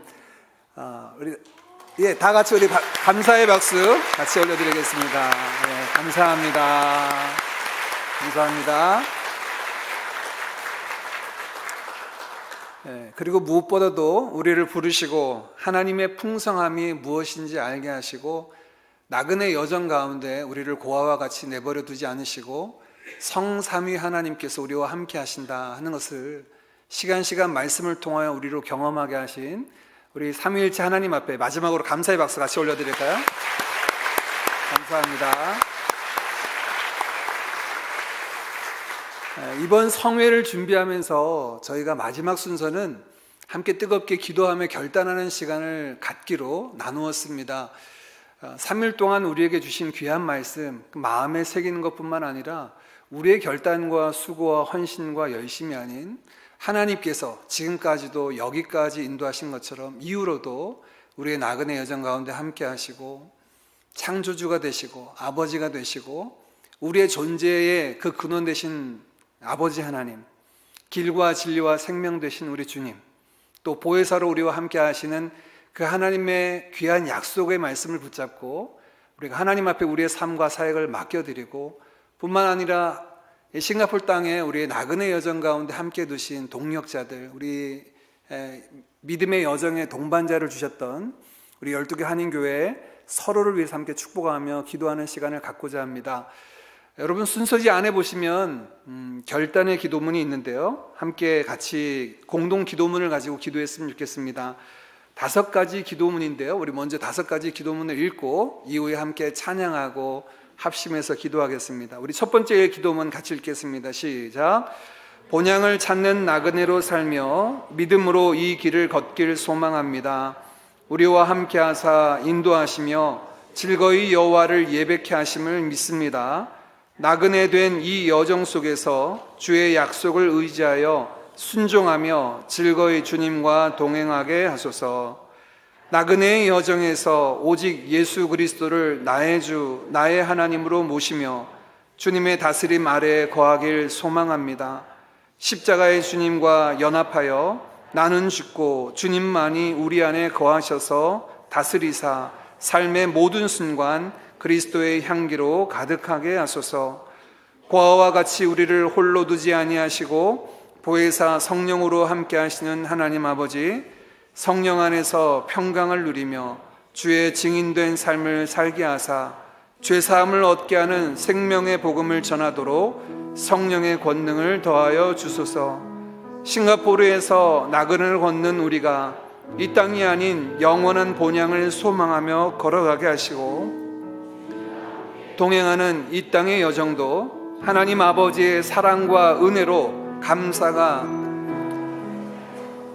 나그네 여정의 동반자로 주신 한인 교회들과 형제 자매들이 아름답게 연합하게 하시고, 우리 안에 거하시는 하나님의 아름다움과 선하심, 생명이 이 땅과 열방으로 흘러가도록 모든 교회들을 복의 통로로 사용하여 주소서. 우리 함께 찬양하고 기도하겠습니다. 우리 함께 기도해. 우리 함께 기도해. 주 앞에 나와 무릎 꿇고 긍휼 베푸시는 주 하늘을 향해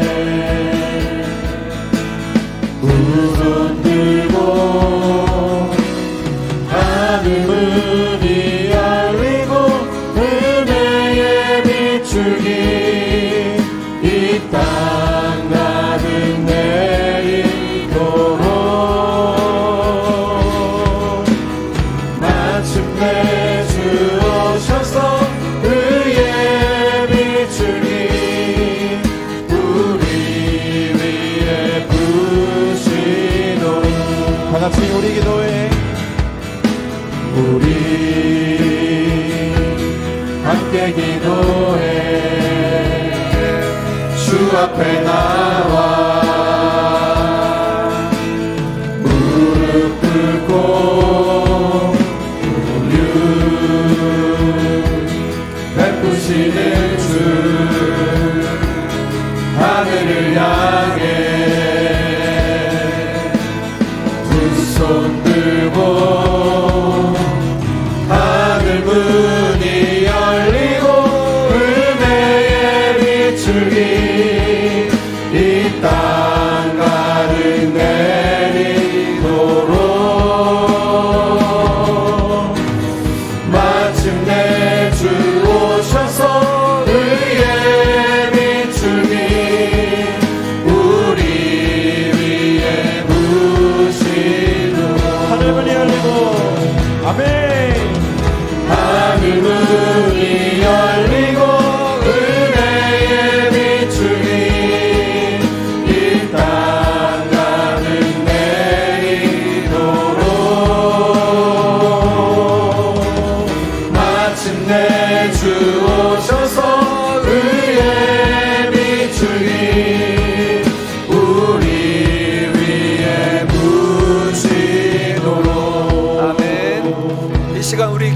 가지고 함께 합심하여 같이 기도하고 우리 김기석 목사님의 축도로 이번 집회 성회를 마치도록 하겠습니다.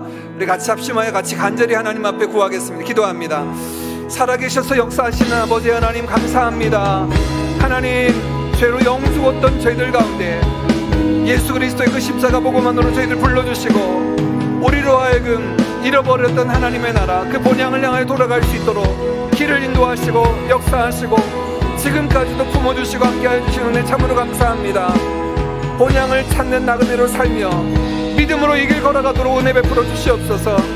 아버지 하나님, 하나님께서 우리를 인도하신 대로 우리를 이끄시고 세우신 대로 하나님을 온전히 예배하며 주를 즐거이 청종하는 주의 백성들로 이 땅 가운데 살아가도록 은혜를 더하여 주옵소서. 아버지 하나님, 나그네 여정 가운데 찾아오셔서 자기 자신을 우리를 위하여 대신 내어주신 주님, 이제는 내가 사는 것 아니요 내 안에 그리스도께서 사심을 고백하며 우리의 삶이 예수의 향기로 채워지는 은혜를 누릴 수 있도록 주의 은혜와 복을 더하여 주시옵소서.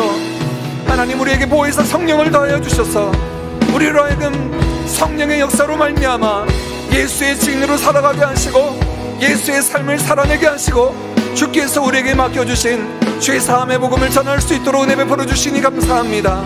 성령의 역사 가운데, 하나님 성령의 놀라운 은혜 가운데 주신 귀한 사명 감당하며 이 땅 가운데 하나님의 선한 사역들 이루는 모든 한인교회 성도들 다 얻을 수 있도록 은혜를 더하여 주옵소서. 나그네 여정에 우리 그 귀한 동반자들 주시니 감사합니다. 이곳에 세워진 12개 한인교회들, 모든 교회들마다 세워진 모든 형제자매들마다 하나님 아버지 주의 은혜 가운데 거하게 하시며 저희들 심장 가운데 예수의 십자가 복음이 흐르게 하시고 십자가의 증인들로 남은 때를 살아가는 은혜를 누리게 하여 주옵소서. 주님 안에 온 교회들 아름답게 연합하게 하시니 참으로 감사합니다. 하나 되어서 하나님의 아름다우심과 선하심과 생명을 이 땅 가운데 흘러보내는 하나님의 영광을 찬미하며 주님 앞에 영광 돌려드리는 모든 한인교회들 다 얻을 수 있도록 은혜를 더하여 주옵소서. 주님 함께하여 주시니 참으로 감사합니다. 하나님, 우리를 통하여 영광 받으실 주님을 찬양합니다. 주님 함께하여 주시옵소서. 하나님 아버지, 우리의 창조주와 구속자가 되어주시며 길 잃어 방황하는 자들의 빛이 되어주신 그 놀랍고 크신 은혜에 감사드립니다. 이 땅에서의 삶이 괴로운 고행의 길이 아닌 하나님과 동행하는 즐거운 여정 되게 하시니 감사합니다.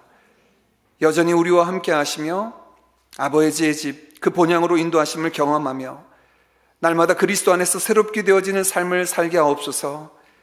그리스도의 길 되심이 경험되게 하시며 진리 되심을 맛보아 알게 하시고 생명 되심이 누려지는 삶 되게 하옵소서. 성령 안에서 주의 평강 누리게 하시고 그 권능 아래 복음의 증인들로 세워지기를 구합니다. 특별히 싱가포르 땅에서 나그네로 살아가는 이곳 한인 성도들의 삶이 하늘나라 여정을 배우는 여정이 되게 하셔서 거친 광야 길이나 몰아치는 폭풍우 속에서도 하나님의 선하심과 완전하심을 맛보아 알며 아버지의 아름다우심을 선전하는 자들 되게 하옵소서. 이 여정에 우리를 동반자로 동력자로 세워주시니 감사합니다. 세워진 한인교회들과 모든 성도들이 주의 복의 통로로 쓰임받게 하옵소서. 우리의 모든 삶을 아버지께 맡겨드립니다. 그 선하신 손길 안에 날마다 호흡하며 주를 찬미하는 삶 되게 하옵소서.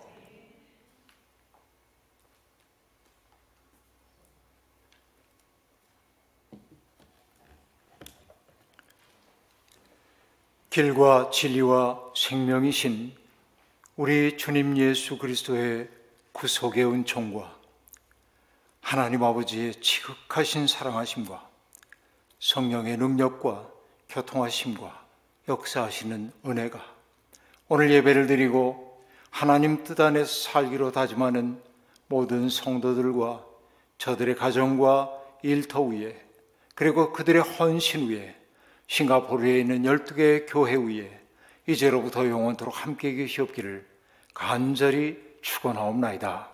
아멘.